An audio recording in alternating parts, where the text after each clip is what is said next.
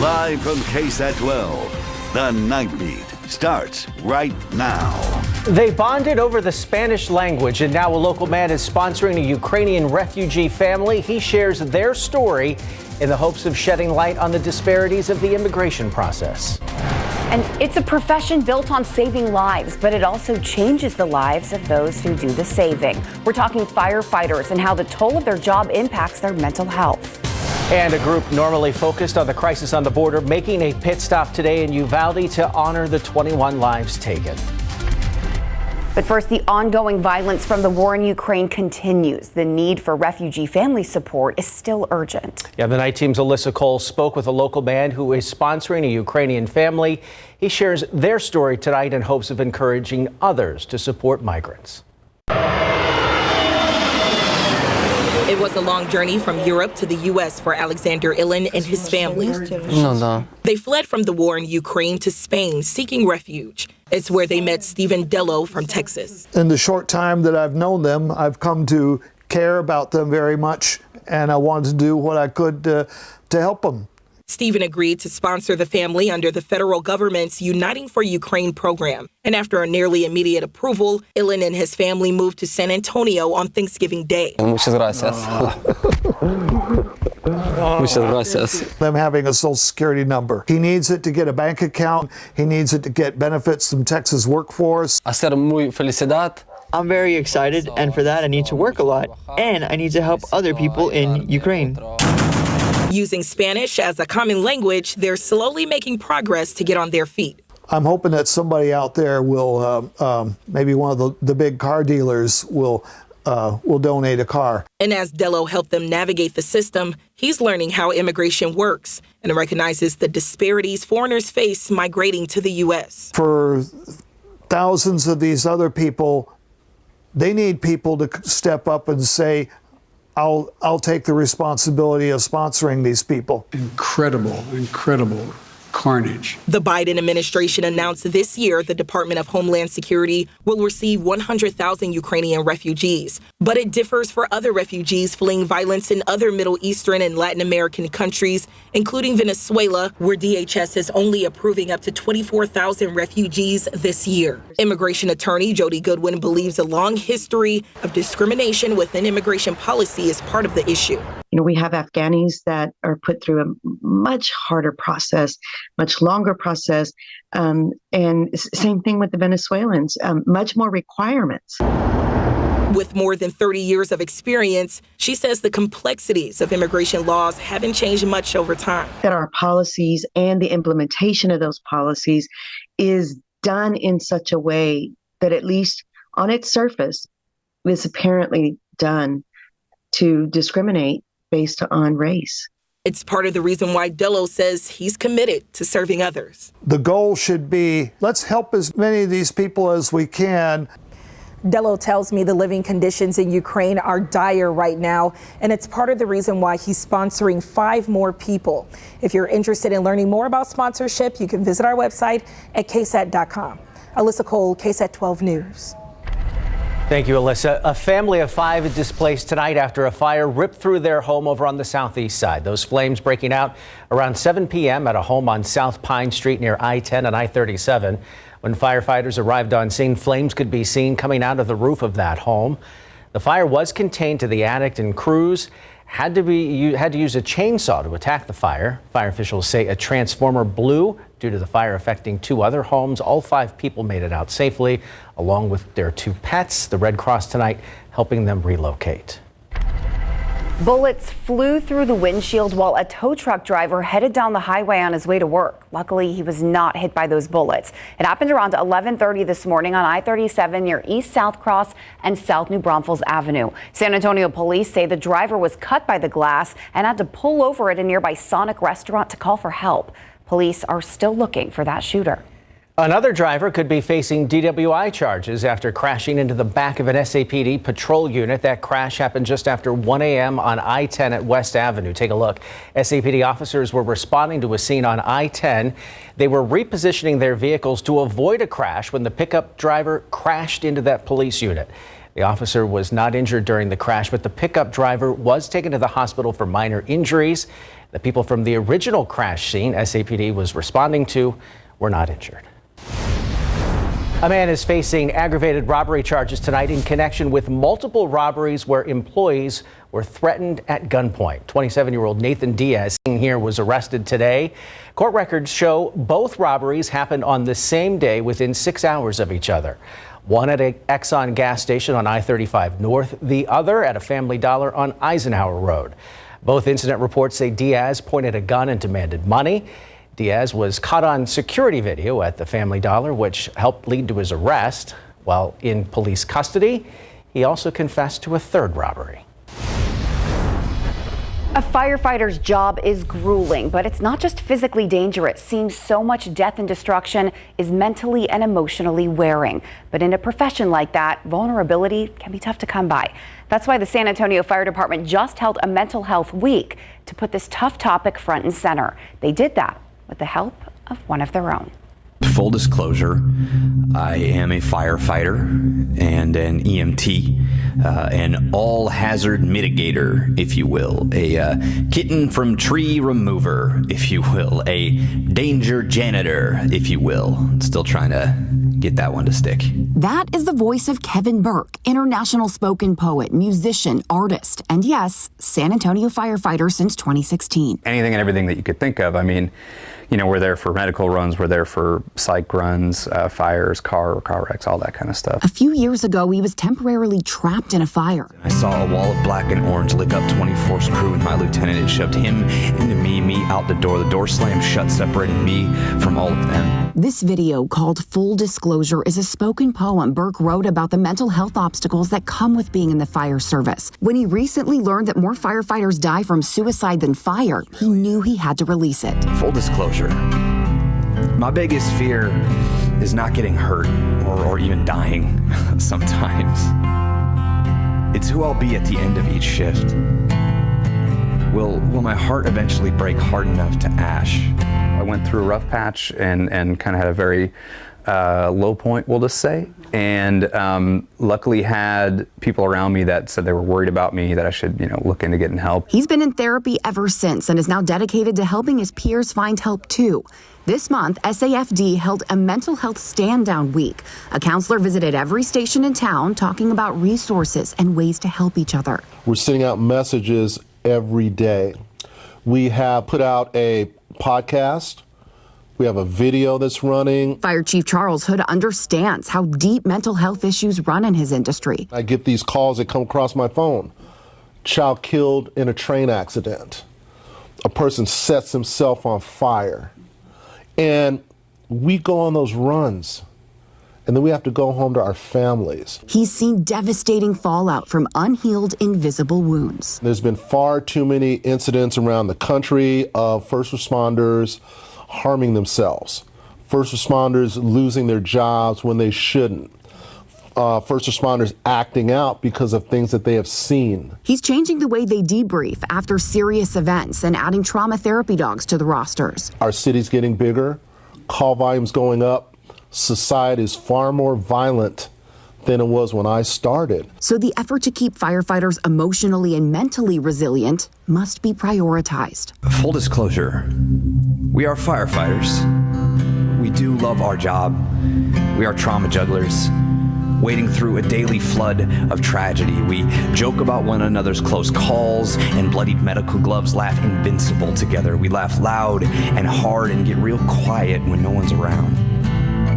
Burke's video was circulated during the Mental Health Stand-Down Week, a show of bravery in a different way, in the form of vulnerability. My phone was blowing up with the guys reaching out, thanking me, and like I said, telling me their stories, and so it's been really cool. Full disclosure, I am okay.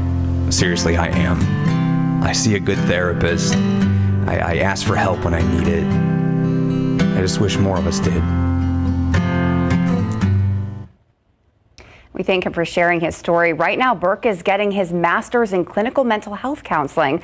He wants to become a therapist to be on the helping end for fellow first responders. And the holidays aren't always a welcome time of the year for some. It can bring emotional highs and lows or fluctuating moods for others. Knowing the warning signs is a key tool in recognizing if you or someone you love should seek help. This Tuesday at 2 p.m. December 6th, KSAT and our community partners are hosting a town hall on seasonal depression. On the discussion panel, 2 mental health care professionals and Ursula Perry will serve as the moderator. All right, let's take a look outside with live cam here over the Alamo City this Sunday night. Temperatures in the mid-50s here in town. Doesn't look too bad considering that we already have found some fog develop, especially across portions of the hill country tonight. And really, that theme is going to continue through the overnight hours and into the Monday morning drive time. You will want to give yourself some extra time out the door because we are expecting even more areas of fog as well as some pockets of drizzle to develop. The reason being is because dew points, how we measure the moisture in the lower levels of the atmosphere, a bit higher tonight compared to where we were this time yesterday by about 5 to even 15 degrees, which essentially just means the humidity has returned. Already hindered visibility basically west of 281. That likely will extend and expand farther eastward here by the time you are stepping out early tomorrow morning. So just be aware of that. Again, some drizzle certainly possible there as well. Damp road conditions. Temperatures start off in the upper 50s, low 60s and climb into the upper 60s, low 70s by tomorrow afternoon. We'll have a full look at what we can expect into the upcoming work week because tomorrow, not just the only chance for more fog. All of those details coming up in a bit. It's a move that's not only supposed to lower gas prices in the U.S., but stop the war in Ukraine. The restrictions on Russian oil agreed upon by the U.S. and European Union. Plus, despite already having the clear majority party in the Senate, Democrats are not calling it victory until after the results of the Senate runoff race in Georgia. The final pushes from both candidates. And the support for the Uvalde community comes in all different forms today. It came in the form of a tour. How and why this group of visitors paid their respects to the 21 lives taken. This SA Salutes holiday greeting is brought to you by Gomez Law Firm. Hi, I'm Matt Powell, and on behalf of Jose Rios, Tony Garzavale, and everybody here at the Gomez Law Firm, we'd like to wish all of our military and veterans a happy holidays. Happy holidays.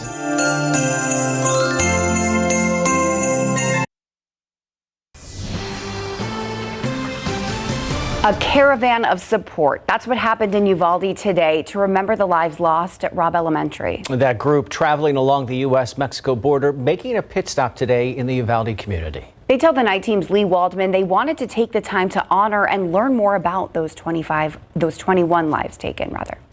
We have groups that are still looking at the murals over there. This diverse group is traveling with the Witness at the Border organization. Their goal is focused on shedding light on what's happening along the U.S.-Mexico border. But for organizer Carla Barber, she knew it was important to make a stop in Uvalde. I knew that going to the elementary school, to Robb Elementary, would be emotional. I mean, I expected that. But it was even more emotional than I expected. The group is made up of people from different backgrounds, many of whom are visiting Uvalde for the first time. For Magdalena Rose Avila, a longtime human rights activist, he knows the path of the 21 murals like the back of his hand. She was in awe and she said, "Look at my daughter's nose.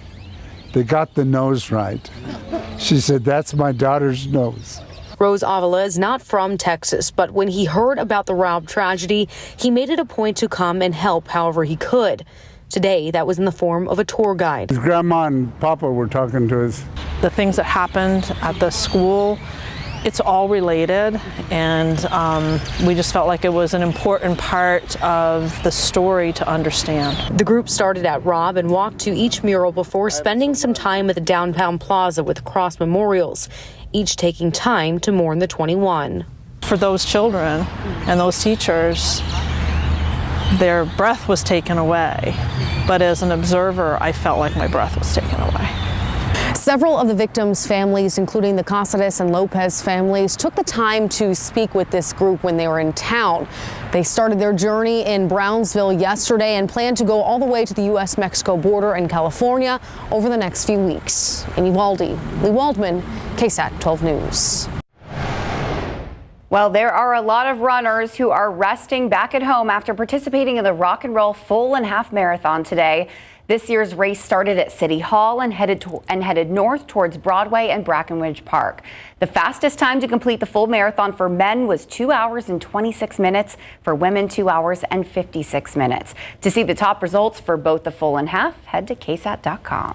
Bit of a soggy day out there on the race course. Kind of a preview of what we've got coming in the days ahead, but it's going to feel a lot different. Yes, more muggy and a lot warmer, especially as we head into the middle of the upcoming work week. But yeah, we saw some drizzle out there earlier this morning. The cloud cover was with us throughout the entirety of the day. And even this afternoon, we managed to find some mist and lower visibility here across portions of Bexar County. Now, as we look ahead to the upcoming work week, humid days return. More of that muggy feel works back into south central Texas, and that's going to lead to daily chances for morning fog, as well as pockets of drizzle as early as tomorrow morning.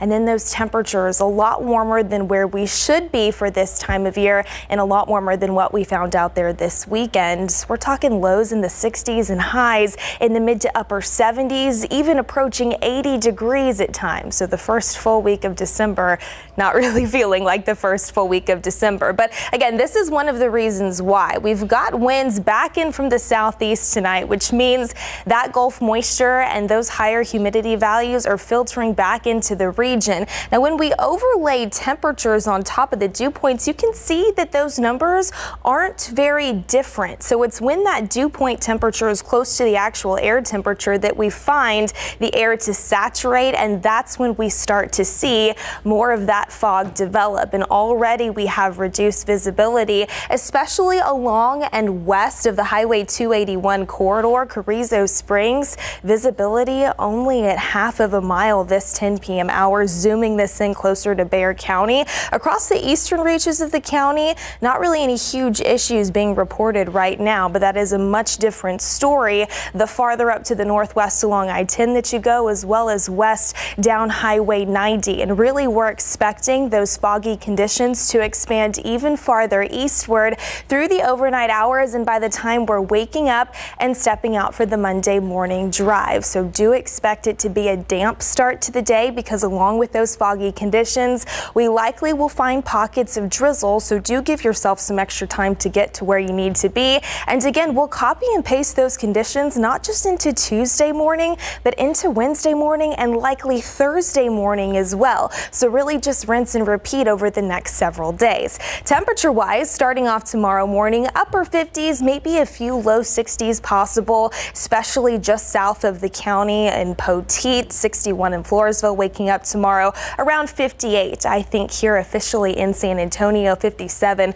across portions of the hill country like Kerrville, reaching over to Comfort as well. Throughout the day, the cloud cover is expected to stick with us for the most part. Temperatures slowly climbing around 63 by 11 a.m., 68 by 1 p.m. And it's possible for some, not all, that we try and see some of that thicker cloud cover break up just a little bit, lead way to a few partial peaks of sunshine. Overall temperatures a lot warmer than where we were earlier today, around 71 here in San Antonio. And with the moisture just continuing to pump in to south central Texas, elevated dew points throughout the majority of the upcoming work week, take a look at how that's really going to affect temperatures. By Wednesday morning, we're waking up near 67, so very humid out there, around 68 by Thursday morning, and your daytime highs in the upper 70s and low 80s, so well above where we should be. But by Thursday, we have the potential to see a weak front work its way into our area. There's an area of low pressure approaching the Pacific Northwest tonight. That looks to drop a cold front into the Lone Star State, and with this evening's data, it is pretty encouraging that we will find that move into parts of south central Texas, which could briefly filter in some drier air by Friday, and then we'll monitor for another front potentially by next week, guys. And we need that rain. Just no rain next Saturday. My wife and I are in charge of the neighborhood Christmas party. We have luminaries, so let's keep that Saturday. All right, we'll do it around Saturday just for you, Tim. Do me a solid, all right? Okay. Just for Tim, of course. Greg will be along with a preview of Instant Replay right after this.